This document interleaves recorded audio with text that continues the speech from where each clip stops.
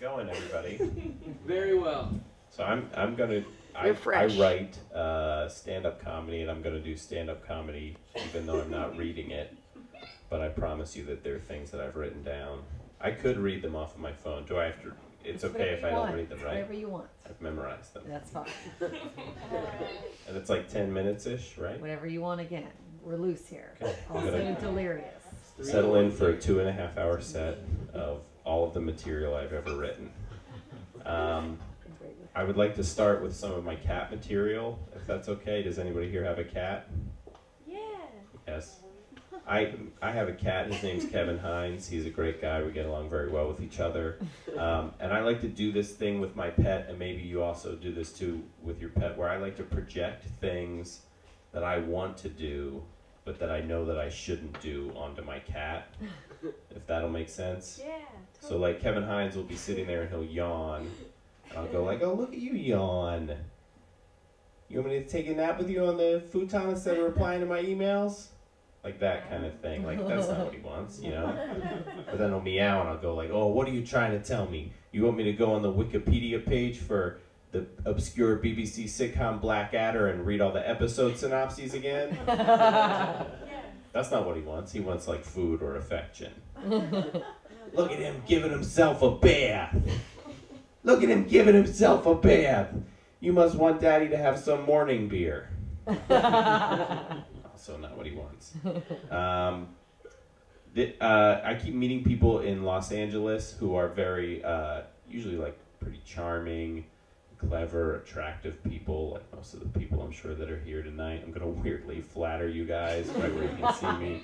But I feel like when I meet these people and I have conversations with them, and this always comes out at some point in the conversation where they go like, oh, I'm so awkward. Oh, I'm awkward.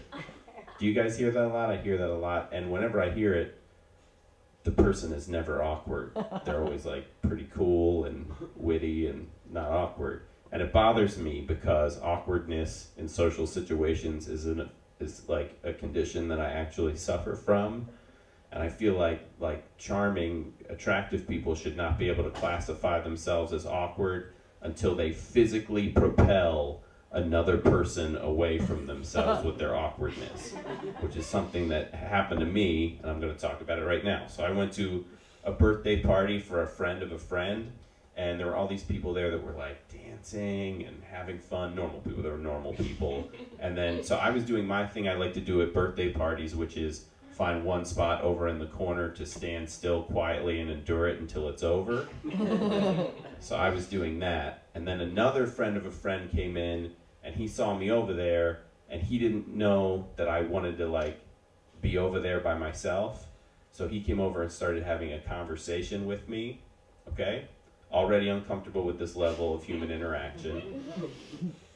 And then that Biggie Smalls song came on, Juicy. You guys know this song? It's his most popular song. I feel like everybody my age knows this song and they know all the words to it. So what happened next was he started rapping it at me, if that makes sense. Like he was like, it was all a dream. I used to read Word Up magazine at me. I realized that for most people this would not be like a high pressure situation. But in my mind, I was like, I don't know what to do. I don't know what should I rap along with them, or should I do a dance, or just encourage him to keep rapping and go for it? So this is what I ended up doing in this situation. I went in the middle of like a party, people were dancing and having fun, and I hit him with double thumbs up. And that's like the most awkward thing you can do to another person, and the force of that made him like pivot on one foot away from me, and he kept rapping. He just went salt and pepper and heavy D up in the limousine and just did it to somebody else as if our interaction never happened. That's real awkwardness. That's my point. I pushed him away. It was like a Street Fighter power that I had.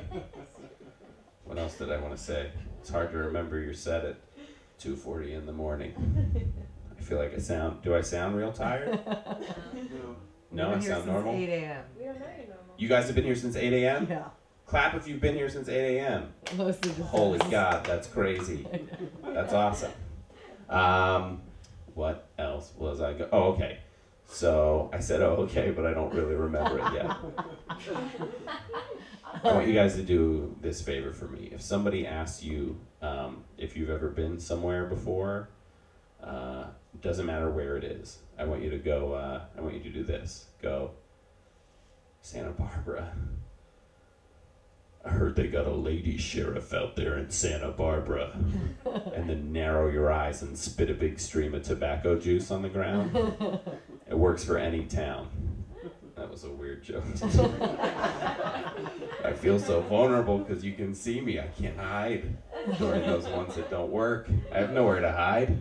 I can't hide behind any of this weird art or anything.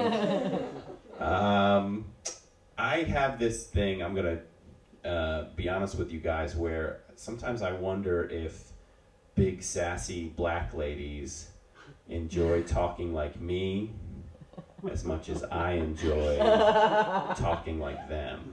I feel weird doing this joke when there are no big sassy black ladies present.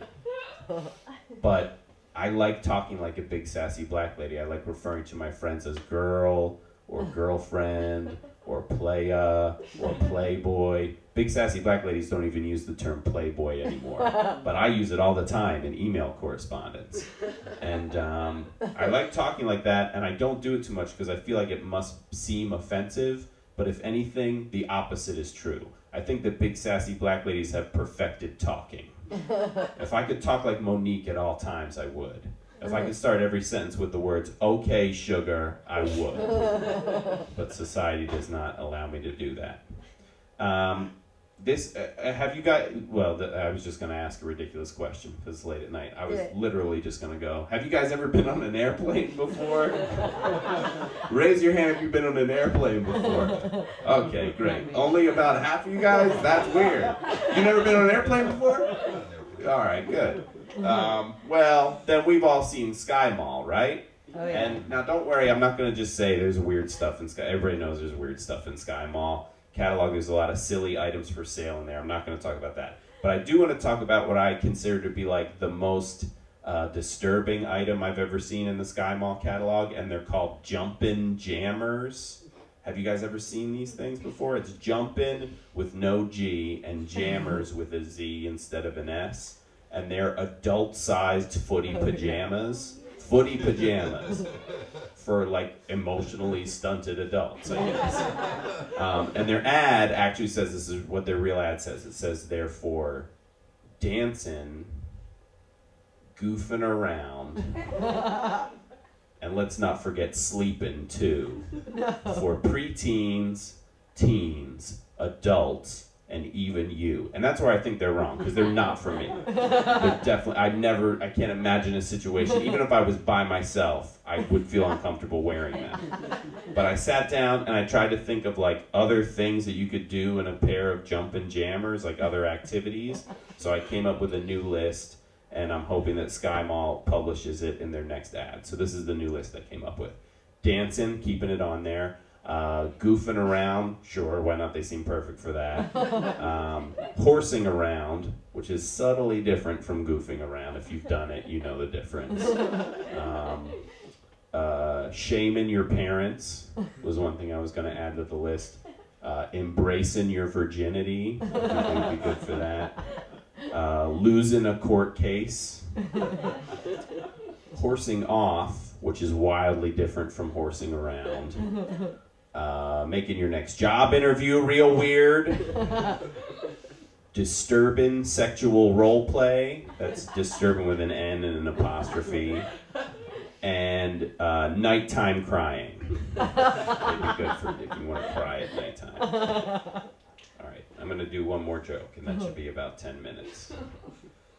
I was watching TV, and Wheel of Fortune came on. You guys have all seen Wheel of Fortune, right? Has anybody here not been on an airplane and also never seen Wheel of Fortune? If you've like been in a dungeon or something for a lot of your life. But it came on and I was like, God damn, Wheel of Fortune has been on a long time. I can remember being like 2 years old and watching Wheel of Fortune. How has Pat Sajak not gone crazy yet? I hope that if he does go crazy, when it happens, because it's inevitable, I hope that we find out from the puzzles. Yeah, I'd like to solve the puzzle. Is it I want to wear your skin? Sure is. Very common phrase, I want to wear your skin. Anyway, next category, we've run out of time for this one. It was a before and after. Vanna, why don't we reveal the answer? It was, I shall feast on your blood has consumed my soul.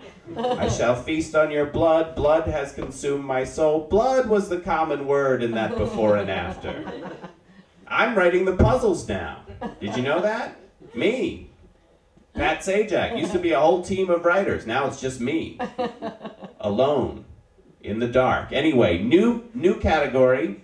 First time we're ever doing this one. Things the Beast has revealed to me about Vanna. Who wants to guess a letter for this? All right, that's my last joke.